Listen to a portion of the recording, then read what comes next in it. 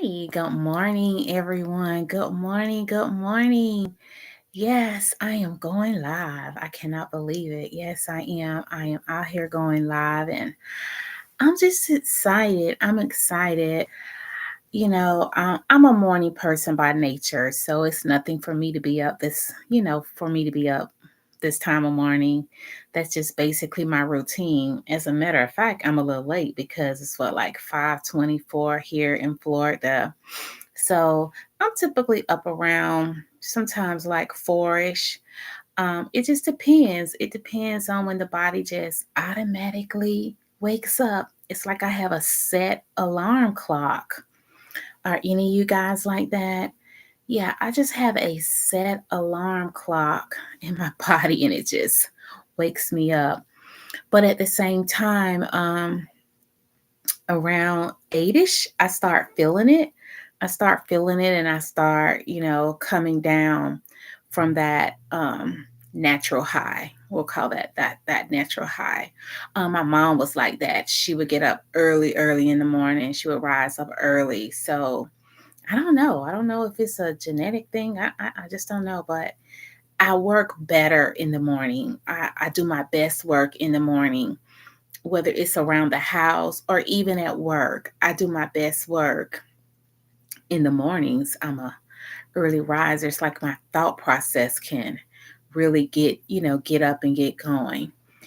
But yeah, I kept hearing pressure, pressure, pressure, and like what is that about pressure?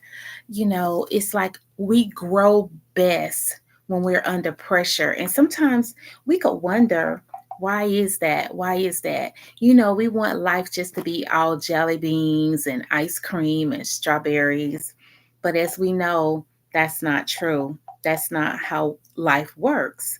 We have to press in order to progress.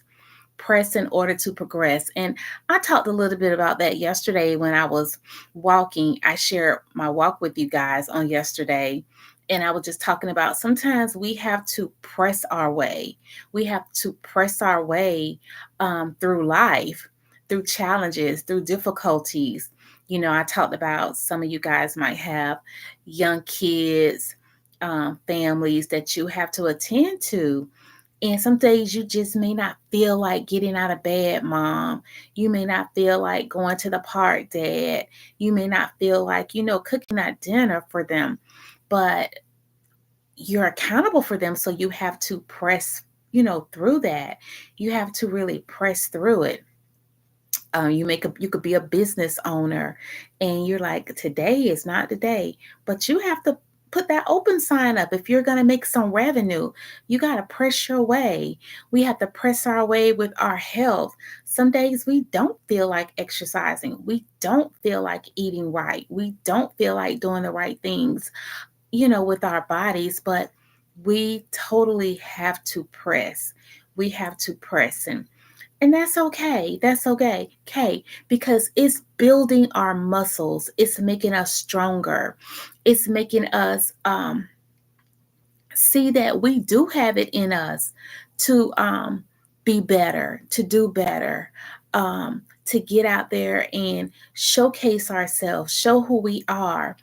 It pushes us to remove those fears.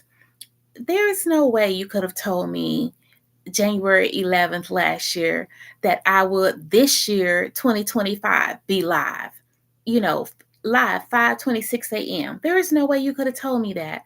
I would have just been too afraid, shaking in my boots. But here I am. Here I am, you know, through God's grace. He's given me the courage and the confidence to press play. He's put the right people around me, aligned me, to get out here and do this. DoDash was one of the first ones that lady was like, you can do this, play. And apparently I needed that motivation at that time to get in me. I couldn't do it right then, but I had to keep hearing it over and over again. I would go to her channel and she would just constantly motivate. And there's other creators who's done the same thing, but I'm just being honest, she was one of the ones, she was the first one just to push me out there to do it. So we have to apply pressure. I want to read Job, I believe Job 23, verse 10. Yeah, and it says, "But he knows the way that I take. And when he has tested me, I will come forth as pure gold." That's the NIV version. "When he has tested me, I will come forth as pure gold." Tested. We got to take a test. We got to take a test. That's just like, when we were in school. I know when I was going through the master's program, there were a series of tests that I would have to take to make sure I was comprehending the lessons learned. And now, can I go back and apply what was taught? You know, was I listening? Did I understand? Could I comprehend what the professor was saying to me? And now, can I take that information and apply it? Sometimes we would have to do case studies. We would read case studies, and then we would read those and then go and try to apply what was taught during those case studies. Same thing, when you have been tested, sometimes people can test you with the way they talk to you, with the way they treat you. And you're thinking to yourself, did that person just say that to me? Did they just try me like that? Now, now you have to figure out, how are you going to respond? Are you going to respond in such a way that you got to be tested again? Or will you pass the test? Will you pass the test? So again, press to progress, press to progress. A lot of times it's about how we respond. And we're always telling God, telling, telling him, because we tell him a lot of stuff. God, I'm ready to go to the next level. I'm ready to be promoted. I'm ready to make more money. I want the bigger house. I want the car. I want the relationship. I want the kids. You're going to have to go through a series of tests. Can you really drive this car? You have to go to the driver license place and take a test. And then they have to take you out on the road to make sure you understand what the driving process is all about. They're not just going to give you a license. They want to see, can you go forward? Can you go backwards? Do you know where all the different features are in the car? Putting on your blinkers, in case of an emergency, putting on your flashers, looking in your rear view mirror, because there's traffic behind you, there's traffic in front of you, there's traffic on the side of you. So again, a test. We all have to be tested. Sometimes you're tested in your marriage. You know, how will you progress? Or will you just pack up and leave as soon as your spouse says something you don't like, or he or she doesn't give you what you want? Will you just pack up and leave? Or if you're easily offended by what he or she says. I know when I first got married, it was an eye opener. I'm thinking it's going to be this white picket fence with lemon heads and Boston baked beans and now laters, preferably the apple and the banana. I'm telling my age. But yeah, um you got to think, it's two imperfect people coming together to live a life. And the life will never be perfect, but you got to think that you're imperfect and your partner is imperfect. So these are two imperfect people trying to come together and have a life together. And it's going to take, you see that sign behind me? Hard work. It's going to take hard work. You're going to have your seasons of bliss where everything is just wonderful, wonderful between the both of you. Life couldn't be any better. You're raising your kids, you're buying your first home, you're going through life, you're traveling, you're just enjoying one another. Those are Those are the good seasons. Those are the good seasons. You can't wait to see your boo thing. You just excited for him or her to come home. You just cannot wait, and you're just excited. But then you have those seasons of trials where you wake up and you're like, who is this? What did I do? Did I marry somebody? Who is this person? That's your person. That's your person. You just got to figure out how you, not you, the both of you have to figure out how to communicate and to be aligned with one another so it works out. Sometimes it's necessary, to have a little break between you guys. Maybe you need 15, 20 minutes, an hour, a day to pull yourself back together and then get back in the game of marriage. God designed marriage, so you were quick to want to marry him, ma'am. You were quick to want to marry her, sir. So now you got to press forward. You got to press forward. Press to progress with your marriage.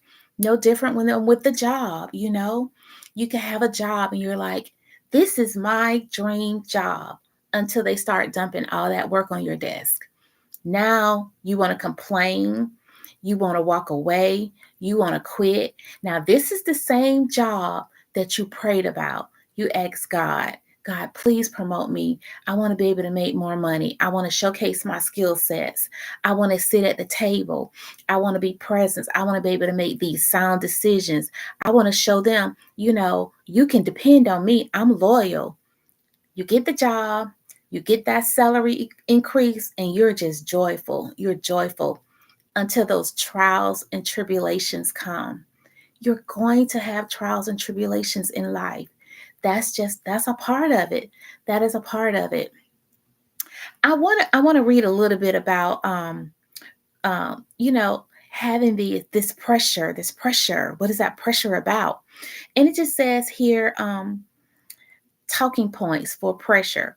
Pressure stops the bleeding, because I was like, why do the doctors always say apply pressure? They'll either tell you to apply pressure, apply heat, or apply something cool to that wound. It just depends on the situation. But yeah, pressure stops the bleeding. Just as medical professionals recommend applying pressure to a wound to halt the bleeding, applying focused effort and prayer to spiritual or emotional wounds can prevent further harm. Let me read that again because I was kind of choppy. Just as medical professionals recommend applying pressure to a wound to halt the bleeding, applying focused effort and prayer to spiritual or emotional wounds can prevent further harm. Addressing challenges head on allows space for God's healing power to work. And Psalms 147:3 reads, He heals the brokenhearted and binds up their wounds. So, yeah, we have to apply pressure when it comes to our spiritual life. When we just don't understand what is going on, who's doing what, we have to apply pressure. Apply pressure. Number 2, pressure promotes healing. Controlled pressure encourages the body to clot and heal. Similarly, perseverance under life's pressure builds character, endurance, and faith. Let God's word guide you in the process of mending from the inside out. It's an internal thing that has to happen first before you can see it externally. So let's talk about someone who may be what they call it, poking the bear. Poking the bear. You could have someone on your job who is constantly harassing you or saying ugly things to you, or just their actions are ugly. They could just be a cancer in the department. They're just causing havoc wherever they go. It's always something with this person, always something with this person. And you just say, you know what? I'm going to let her have it. I'm going to let him have it. But then when you do that, you got to start all over again. Take the test. You got to take the test. So this is where you have to learn how to you have to learn how to, what's the word I'm looking for? You got to learn how you're going to respond. You just can't let that person make you pop off. That person is a trigger for you. So, but this, I'm sorry, this is where you have to start saying, God, help me. You got to pray. Lord, help me in this situation with Connie, with Jim, um, whoever that person may be. Show me, God, how to have a character of God when I'm dealing with this person. Because you don't want to have your character, because your character is going to be like, I got something for you, you know. But we want to show God's character. And you got to think, people are always trying to test you because they want to steal your testimony. They want to see just how far they can take you. How far on the edge will you go? Will you pop off? Will you give them some of those words that's not in English? You know what I'm talking about. Sometimes you may hit your foot on the doorknob, or on the, not the doorknob, on the edge of the bed or something like that. You hit your foot. The first word come out of your mouth isn't amen. Sometimes it's just not. Let's be honest. So we have not always been in faith. We have not always been in the word. So there are some things, or some things we may have said, or some places we have gone, or whatever, that was just not aligning up with Christ. But yeah, getting back to this situation, you got to learn how you're going to respond to people. So God, give me your character. Let me take on your spirit when I'm dealing with this person. And over time, not immediately all the time, you will start having a different response. You'll let that person just say whatever they're going to say. And you'll be like, okay, have a good day. Or you just keep it work. You keep it work. But then what you will find out is, a lot of times people are hurting. It is so true. Hurt people hurt people. It is so true. You will find out sometimes your coworkers are going through something. I used to work with this young lady. Um, it had to be about maybe 15, 20 years ago. And her name was Norma. And Norma was kind of she wasn't, I'm not going to say she was a bully. She wasn't a bully, but she would be a little aggressive with the way she would deal with, with the team. And but I would have other times with Norma, and we would laugh, and I could never put my finger on it. And Norma was always trying to lose weight, always trying to lose weight. And Norma was a seamstress, so everything she wore, she made. Everything she wore, she made. And one day we was just having one-on-one dialogue, just she and I, and she was talking about her husband. And she was saying her husband would unplug the TVs, or in some cases, he would take the TVs out the home. And she would sew. She loved to sew. That was her thing. She just enjoyed sewing. She was very passionate about it. And apparently, I believe they lived like in a rural area. But when he would come home, she could hear his truck coming into the driveway. And she said she would run and pack up her sewing machine and put it away. And I'm like, what? She said he did not want her sewing while he was away. She was supposed to be attending to the house, making sure that his food was ready when he got home, which is nothing wrong with preparing the meal, making sure, your husband, he's worked all day, but she's worked all day too now. Let's not forget that she's worked all day too. But she was like, yeah, I can't have the sewing machine out. I need, so when I would hear his truck, apparently his truck had this noise or whatever, she knew immediately to start packing up her sewing machine, and she would put it away in the closet. And I started thinking, there it is. There it is right there. She's dealing with some things at home. And that's why she's at work, pushing it out on us. It's not that she didn't like us because I knew she liked me, and we would, like I said, we would have those moments where we would giggle together and we would, be able to get through our work, but then it would be days where she would just be kind of like, "Ugh, ugh." I'm like, what's wrong with Norma? What's going on? And the more and more I talk with her, it was revealed that her husband was very controlling. His name was Harold. His name was Harold. Very controlling. And she just couldn't be herself. She just couldn't be herself. And that's why it's so important, when you decide you're going to marry somebody, and if you're a joyful, bubbly person like me, I am. That's my personality. I'm real bubbly. I'm kind of goofy at times. I like to kind of let my hair down and, play. And if I can't do that, I can't just be me. Now, I'm going to say this. I married somebody totally opposite of me. My husband, he's very structured. He's very structured. He's an analysis person, like most men are. But he does have his kind of weird side to him where he can like let down, laugh, or whatever. But that's just not his demeanor. He's really like, and me, I'm like, can we put a roller coaster in the backyard? Can we put a roller coaster in the backyard? Yeah, let's do that. Can we?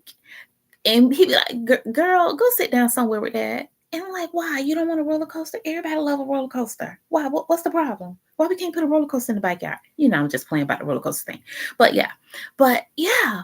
So she was dealing with someone very controlling. So she would come to work and we would get it. We would get it at times.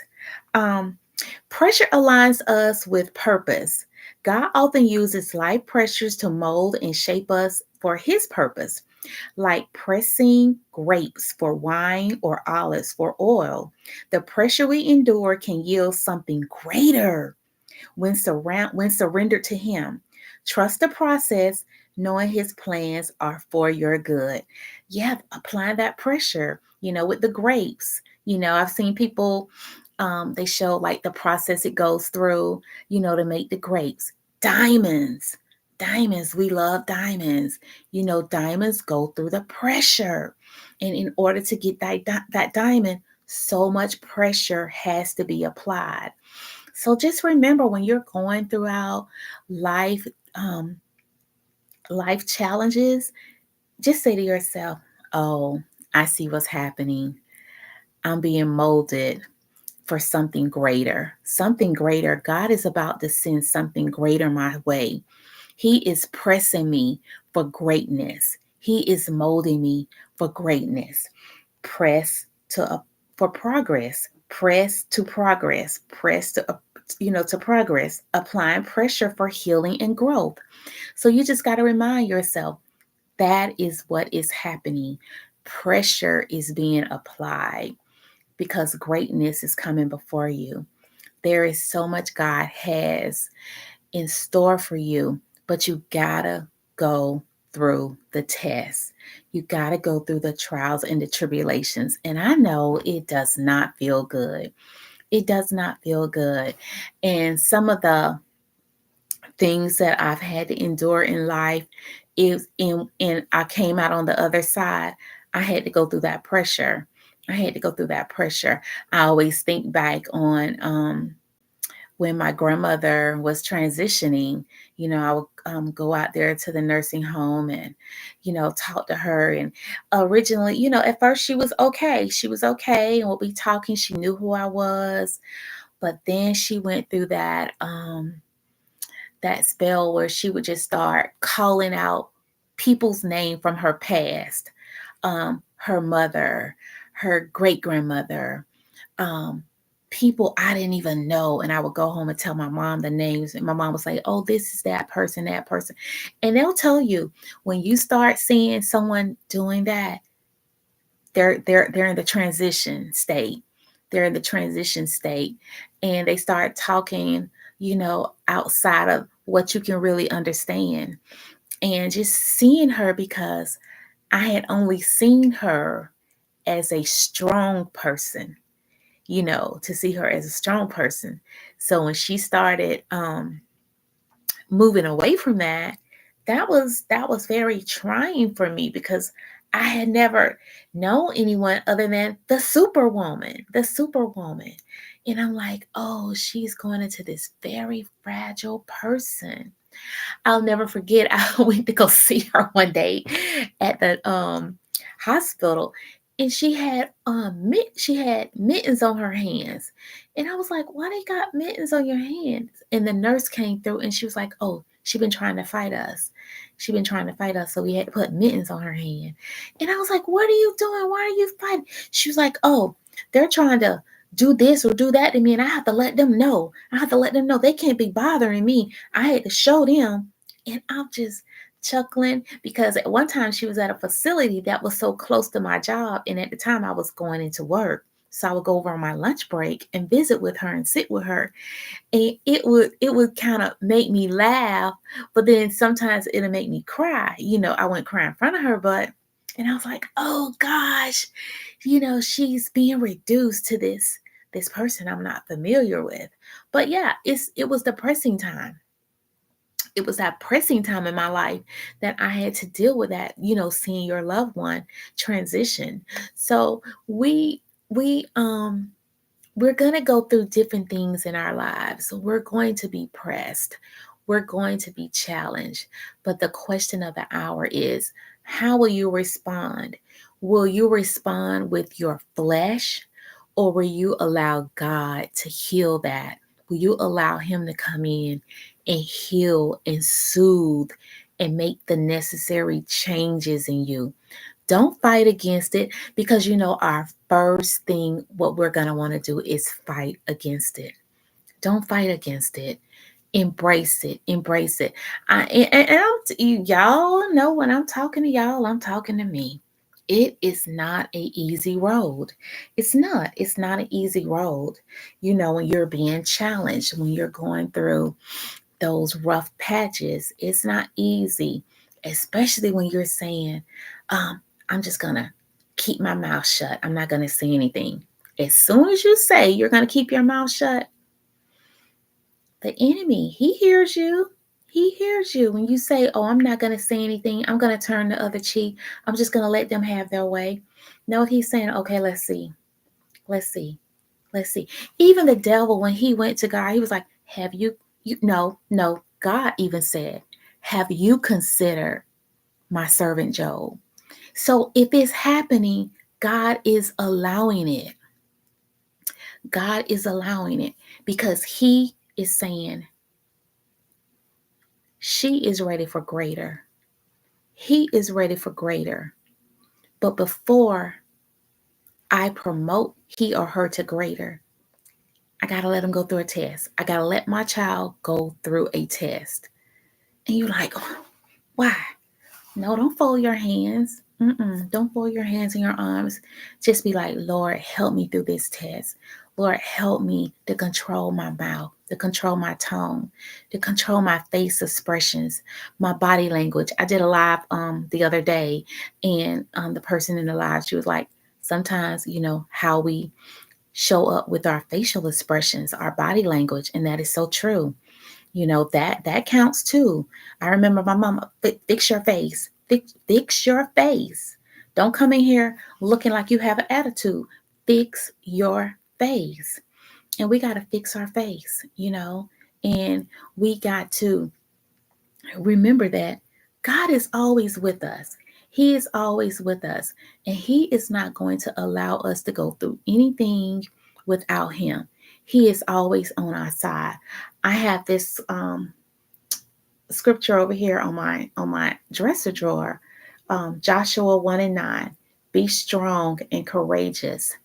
The Lord is with you wherever you go. Be strong and courageous. The Lord is with you wherever you go. So if you're in the valley, He's with you. If you're on the mountaintop, He's with you. If you're dealing with life pressures, He is definitely with you. He is with us all. So, my prayer for you today is to stay strong, stay confident in the Word of God, stay linked up to God. Stay linked up to God. He is a rewarder to those who diligently seek Him. So continue to seek Him and know that He is your all in all. And until next time, continue to grow and glow in the Lord. Take care.